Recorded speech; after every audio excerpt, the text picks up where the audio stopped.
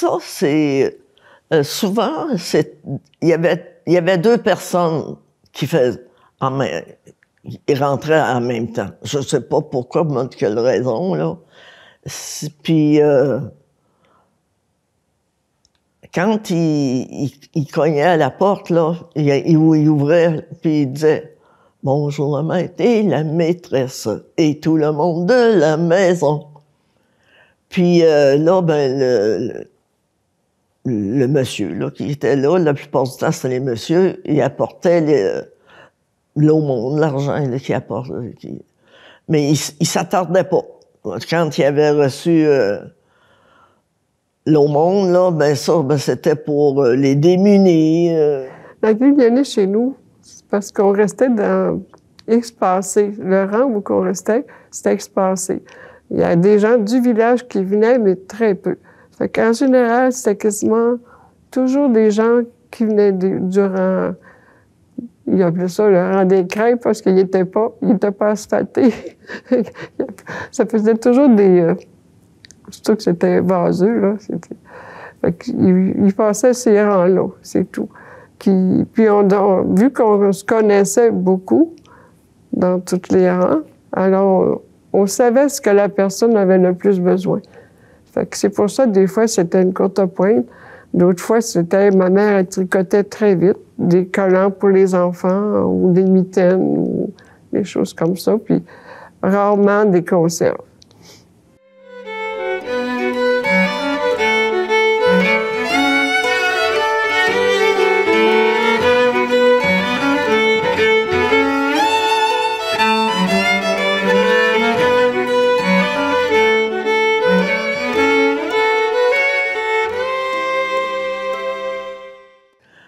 Moi, quand j'étais jeune, on n'avait pas de pain béni.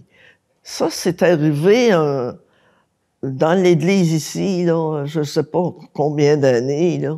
C'était offert par l'église le jeudi saint.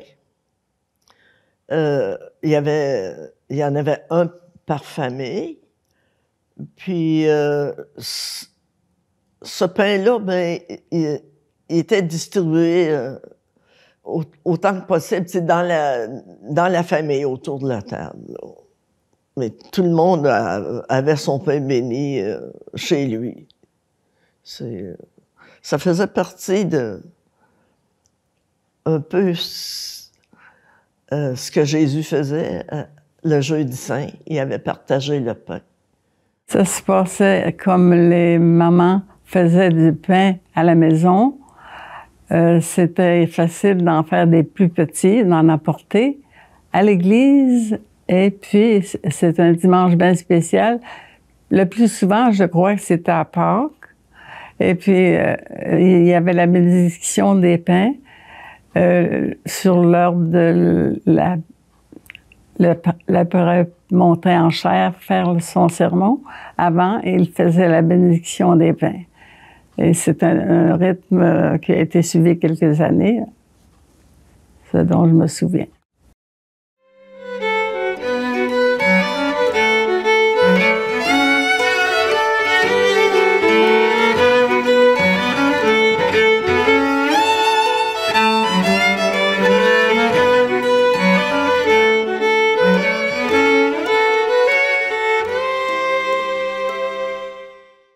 L'autre Pâques, j'allais avec mon père. Il faisait noir encore. Il me réveillait très tôt. Il fallait qu'aller jusqu'au ruisseau. Ça coulait. Il fallait quelque chose qui coule. Pas une mare. C'était un ruisseau. Puis on allait chercher l'eau là. Parce que c'était très important pour nous, pour l'eau bénite quand il y avait des grosses orages. C'est sûr, ben c'est pas vraiment moi, c'est surtout Jean-Louis, il est plus vieux que moi, là, qui allait chercher ça. C'est la rivière de Trottier, là, la rivière Bulstrode. Mais quand elle tournait, la rivière, il y avait un creux, c'était profond. Évidemment, j'ai jamais vérifié, là, mais on disait que c'était très profond. Puis, c'était dangereux. Mon mère voulait pas qu'on aille dans ce coin-là. Mais c'était très important de se lever de bonne heure pour aller chercher l'eau de Pâques avant le lever du soleil. Nous autres, on était vraiment chanceux parce qu'on avait un ruisseau la source était sur notre ferme. Et puis, ça descendait dans un autre cours d'eau, là. Puis c'était tout près de chez nous. Donc, c'était facile d'aller chercher. L'eau était vraiment claire, était tellement aussi bonne qu'on pouvait la boire toute l'année, parfois l'année suivante. On amenait ça dans un gros contenant, puis on mettait ça dans des petites bouteilles, puis on gardait ça à l'année. Ma mère, elle s'en servait quand il y avait des grosses tempêtes de tonnerre, là, de pluie. Elle mettait de l'eau elle envoyait de l'eau dans les fenêtres de la maison. Pour elle, ça la protégeait. Elle sécurisait, là. Puis moi-même, je me souviens, j'étais petite, puis après qu'elle avait fait ça, j'avais moins peur de la tempête. La plupart du temps, c'était mon père qui allait le chercher. Puis ça, c'était de l'eau de source. C'était pas dans la rivière, là. Et puis, il y avait des propriétés que les gens trouvaient une protection. Mettons, je sais pas, un enfant qui était malade, la grippe, des choses comme ça. On avait confiance à cette eau-là. Puis, cette eau-là ne se gâtait pas. Elle était intacte quand on l'utilisait. C'était dans des bouteilles ou ça peut être un contenant un peu plus grand, mais qui se conservait pas dans le réfrigérateur parce qu'on n'en avait pas. Mais ça se conservait un peu comme l'eau bénite. C'est peut-être la croyance, en tout cas, ça avait des propriétés particulières. L'eau de Pâques, je pense, c'est une croyance, ça. J'ai fait des recherches. Pas moi qui ai fait des recherches, j'ai fait faire des recherches. Puis, c'est une croyance. C'est un peu comme l'eau bénite, qui pouvait avoir des bénéfices, des guérisons de maladies quelconques. Là. J'en connais pas plus que ça. On allait chercher de l'eau de Pâques. En coup qu'on était mariés, le curé nous disait, à la semaine sainte, vendredi saint, n'oubliez pas, l'eau de Pâques, avant l'aube. Il faut que vous allez chercher de l'eau de Pâques avant l'aube. C'est bénéfique pour vous autres. On allait chercher ça au fer à cheval à Arthabasca, en montant Saint-Paul. Il y avait une source, là. Puis quand c'était le matin de Pâques, on pouvait être 25, 30 qui attendaient à file.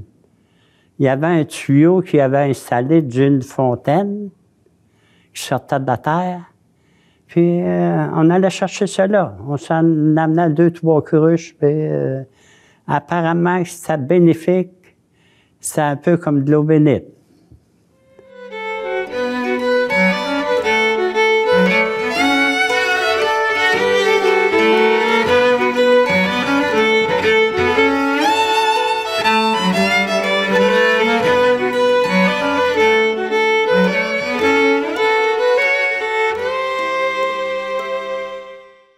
Mon père disait qu'il portait de la potasse.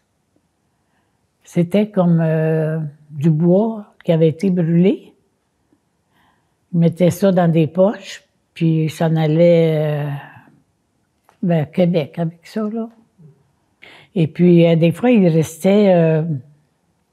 comment il appelait ça, donc? C'était pas tout à fait brûlé, mais c'était éteint. Et puis, il mettait ça dans des poches, et puis c'était important, il pouvait faire quelque chose avec ça, mais je me souviens pas exactement c'était quoi. Que, comme mon grand-père faisait du lessis, qui était un liquide qui provenait des abattis de bois, de la cendre de bois, de la braise de bois, c'était acide, ça. C'était dans un caoutchouc d'écorce qui se faisait.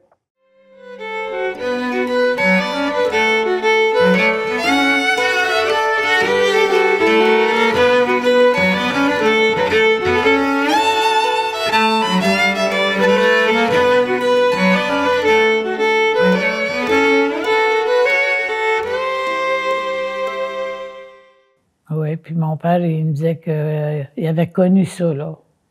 Ces gens-là, il allait livrer à Québec, là, la potasse, qu'il me disait. Oui. Bien à Québec ou à Nicolette, là, disons, là. Mais il partait à pied, là. À pied, c'est de 2000 descendre, 2000 remonter. Parce que le temps de sortir la voiture, atteler le cheval, donner un petit coup de brosse, avait déjà la moitié du chemin ou presque de fait. Puis rendu au village, il faut que tu trouves une place pour ton cheval. Bon, s'il est trop longtemps, je sais pas longtemps, c'est rien qu'attacher, il y avait plein d'endroits où tu peux attacher ton cheval. Mais si c'est trop longtemps, il faut que tu trouves une écurie de tel, puis tu iras tel. Fait que bien des fois, il y a bien des trajets qui sont pas trop longs qu'il faisait à pied. Puis qu'il allait changer ça à Richemont pour une poche de farine. Il ne pouvait pas le faire avec une voiture et un cheval parce que du liquide, le chemin était tellement rough que tu pouvais pas... Tu aurais tout échappé. Tu aurais arrivé à l'autre bout, tu n'aurais eu plus rien dans ta voiture. Ça prenait une semaine pour monter à Richemont et revenir avec une poche de farine de 100 livres. Mais il devait ménager la farine. Je suis pas mal certain qu'il ne la gaspillait pas.